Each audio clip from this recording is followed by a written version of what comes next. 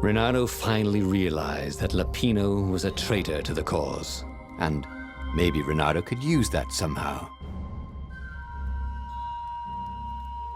Renato couldn't quite put his paw on when he'd realized Lapino was working for the Empire. He'd never exactly seen Lapino sending coded messages to the palace, but he was sure. The rabbit had been on too many disastrous missions where he was the only survivor, or where he accidentally missed getting on the boat that went down to the abyss in flames. If Renato could prevent Lapino from getting back to the fleet with all the intelligence he'd probably gathered, it might be worth the trip.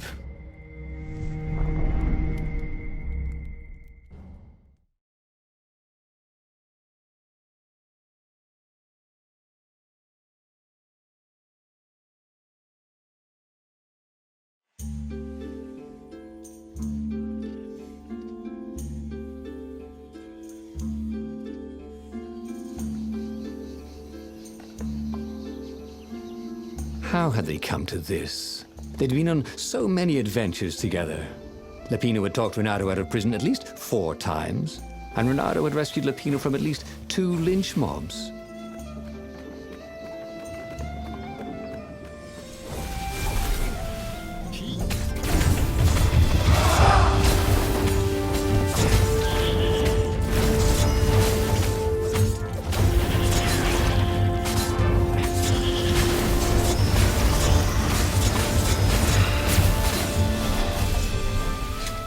But he'd always felt that the rabbit resented him. Lapino was hilarious because he was so down on himself and everyone else. But behind the laughs, he wasn't a happy camper. Oh, was this payback?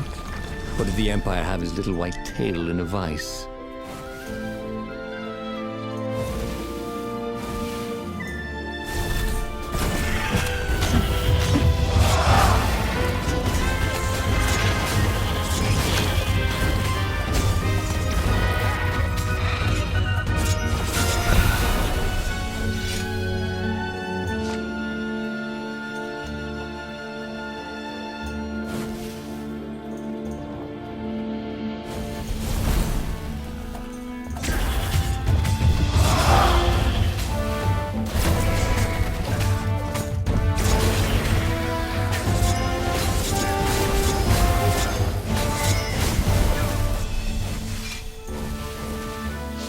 Lapino would betray him.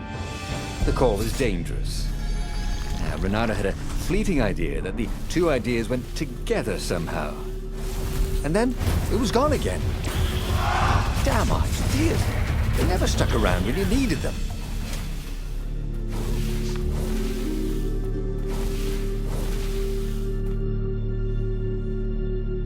Bloody and exhausted, Renato finally reached Lapino.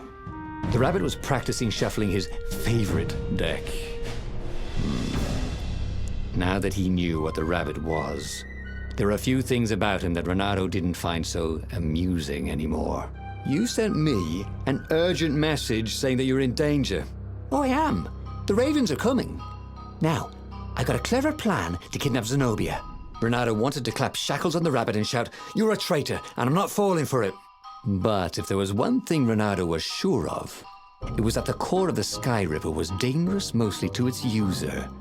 If he could put it in the Emperor's hands, old Isengrim III might blow himself and his fleet up with it. Yes, that was it. Renato felt like a real hero, brave and smart. He told the rabbit all about the Sky Ripper's God's Eye core. "I'll go get the core while you attack Zenobia," he told the rabbit. "But wait, I've an even better idea. I'll get the core and you attack Zenobia," said the rabbit. "Right, yeah, that is better," agreed Renato. Perfect. The traitor would make sure the Emperor got the core. Now Renato just needed the Emperor to use the core. If he could only get something that the Emperor wanted very badly. Zenobia. He could save her and bait the Emperor at the same time.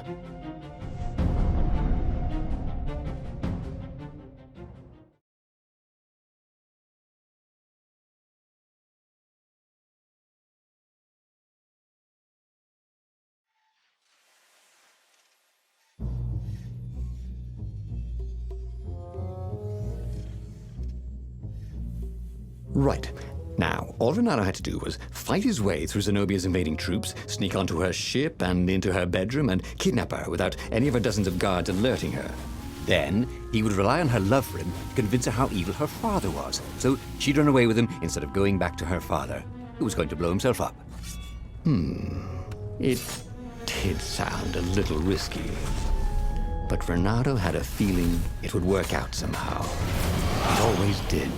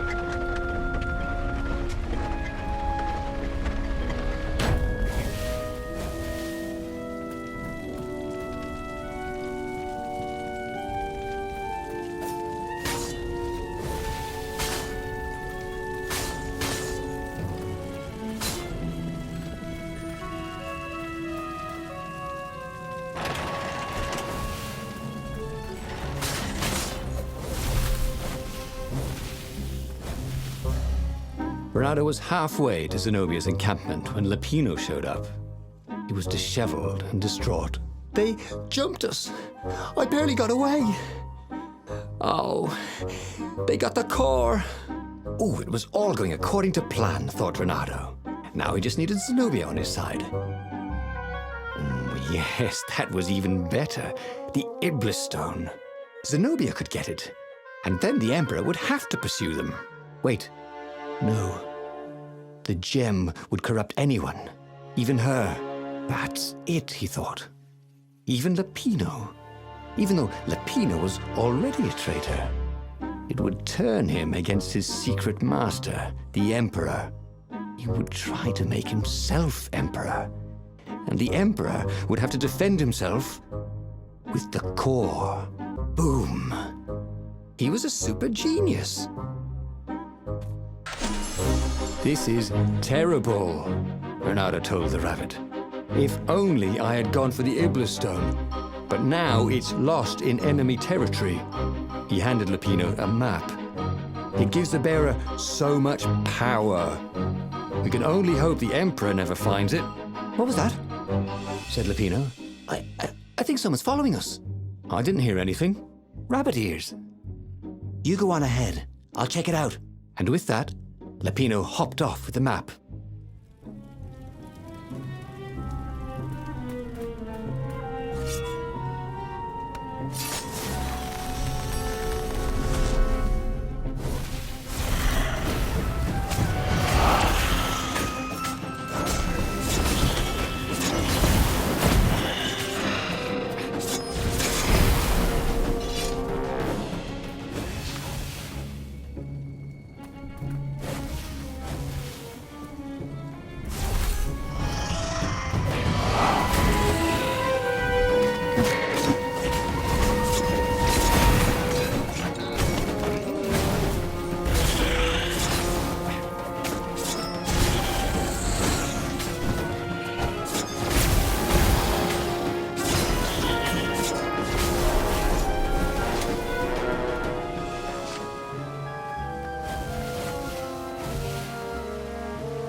Renato slinked through Zenobia's ship, making no sound at all. She was curled up on her bed. He'd forgotten how beautiful she was, how sleek, how soft. He tapped her on the shoulder with his sword. She was made of smoke, and he noticed he had a very solid blade to his throat. "Did you really think you could capture me?" purred a familiar voice. "I just wanted to chat," said Renato. "Did you ever wonder why the Emperor adopted you? He needs a sacrifice, someone who truly loves him, to make a bargain with the lost gods." "That's a vicious lie. He wants to bring them back." That's crazy. Why would anyone... They could make him immortal. An eater of souls. And with that, her eyes widened. She understood. Renato told her how he had rescued a priest whose order had been massacred. How he had slept in a burnt village. At midnight, the Emperor's victims had come to him in his dreams to tell him of the hideous eldritch rituals they'd been sacrificed in. He could still see those kittens and puppies. Their wide, sad eyes, their moist noses. "You can't prove that." "I've got a witness at the observatory."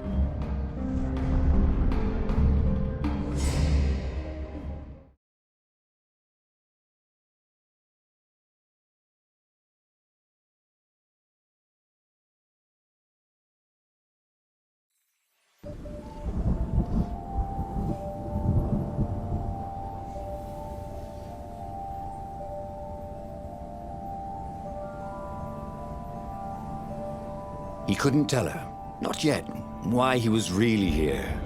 He didn't want her to be anywhere near the fleet when her father blew himself and Lapino up. So he told her about how the Emperor's obscene rituals had raised ancient artifacts out of the land. How he'd followed the appalling trail of the hideous horrors His Majesty had perpetrated for the sake of his own immortality. "Any of this ring a bell?" he said. "He told me it was all lies." "You've always known when I was lying." "I always hated that about you," said Renato. The rebellion had started after atrocities that the Empire hushed up. Renato had rescued a priest whose order had been massacred for one book. He had slept in a burnt village. Dead kittens and puppies had come to tell him what the Emperor had done to them.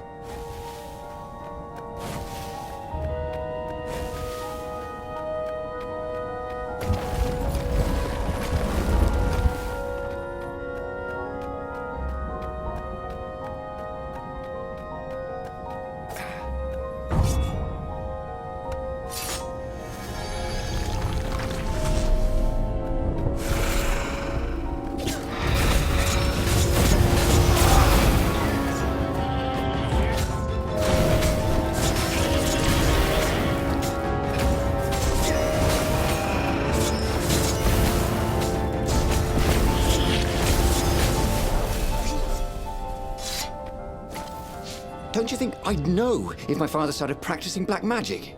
Why? Would you join in? No! I'd destroy his books and I'd... Oh, God. Okay, you're not completely wrong.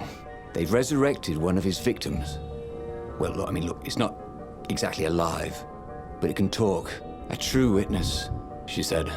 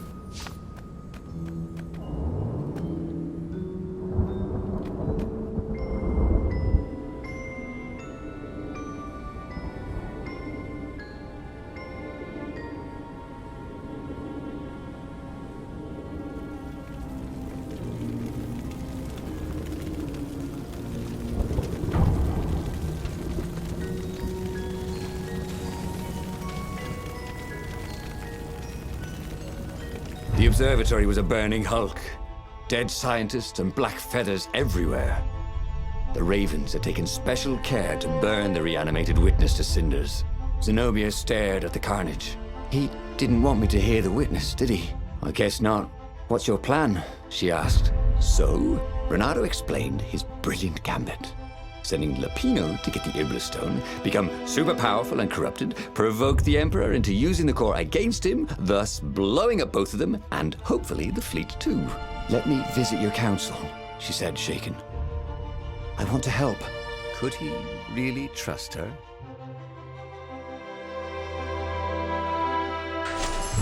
He'd done it.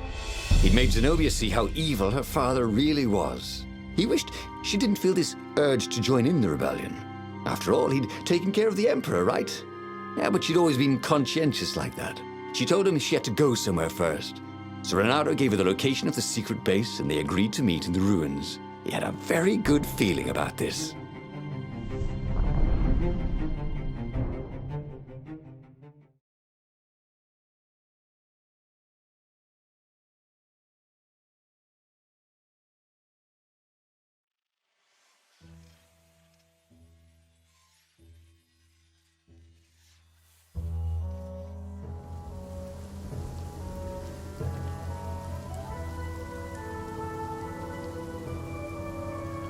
What had Zenobia gone off to do?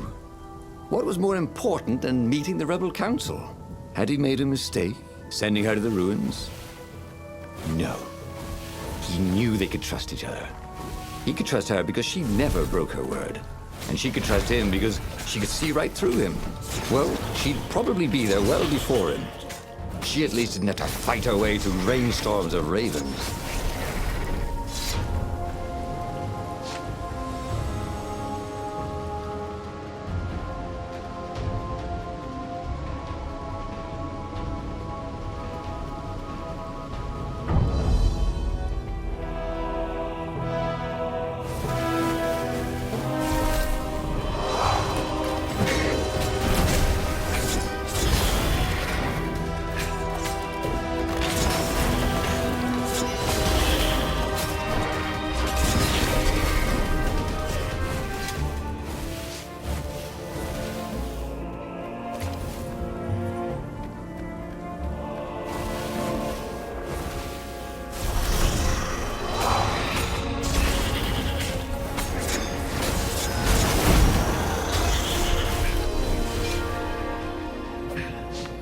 As he came around the bend, there was Lapino, unconscious on the side of the path, and Renato could smell a familiar, sweet, smoky scent. Who? Zenobia. It had to be. She never used a combat spell when she could use drowsy gas. That meant she had the Iblastone. What would it do to her? She hated her father now. She'd kill him for sure. The council wouldn't mind if she killed the Emperor, but murdering her father would destroy her. He had to get to whatever ledge she was on and talk her down from it. The long stairs. So he was close to the rebel base. Nothing was on fire. So far, so good.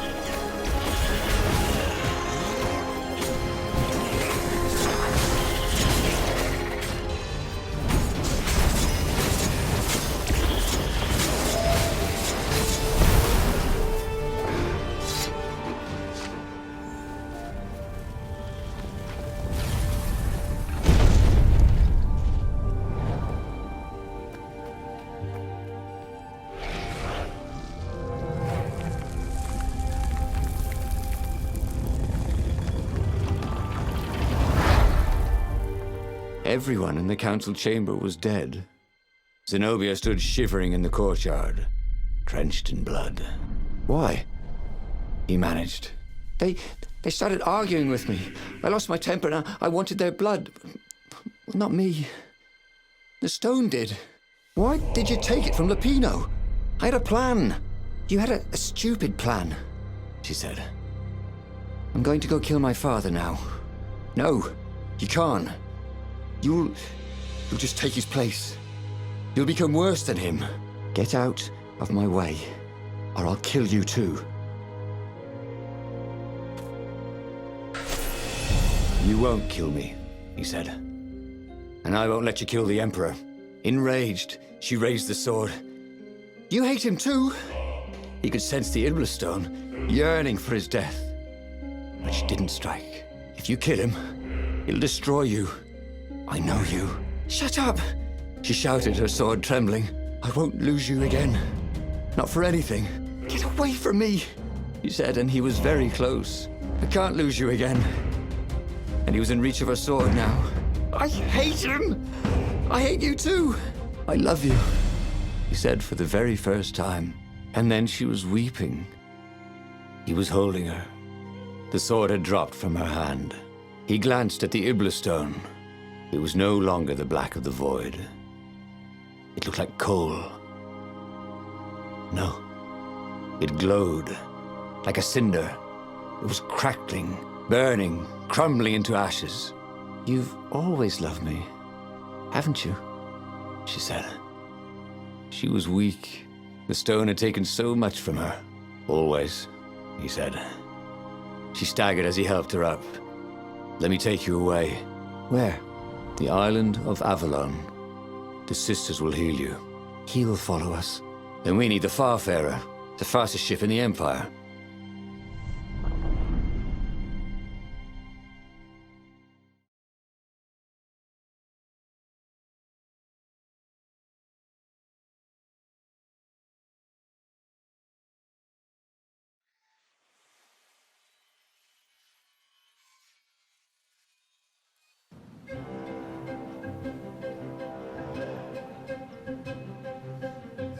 The Empire had seized his ship.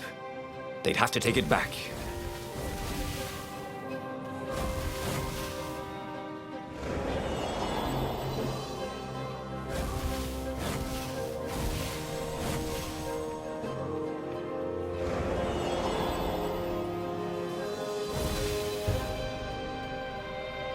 The portal was heavily guarded. It must go someplace they really didn't want it to go.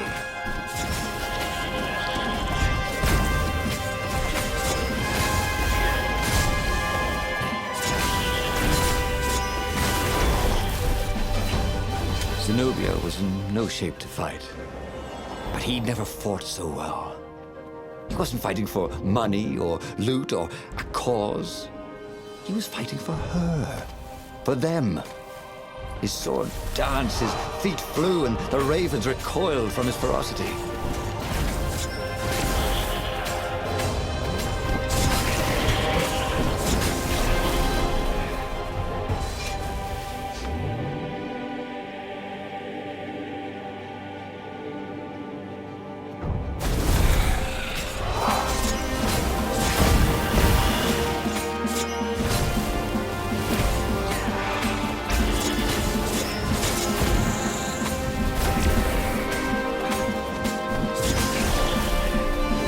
Was remembering all his old tricks, and some new ones. Now, he really ought to ask for a raise. And there it was, his beautiful skycraft, the Farfarer. They would fare very far indeed, beyond the Empire, beyond the reach of the Empire, to the mystical island of Avellone. He didn't know exactly where it was, but he knew he could find it. And they would find peace there. Second star on the right, and straight on till morning, laughed Zenobia. And they laughed together for the first time in a long time.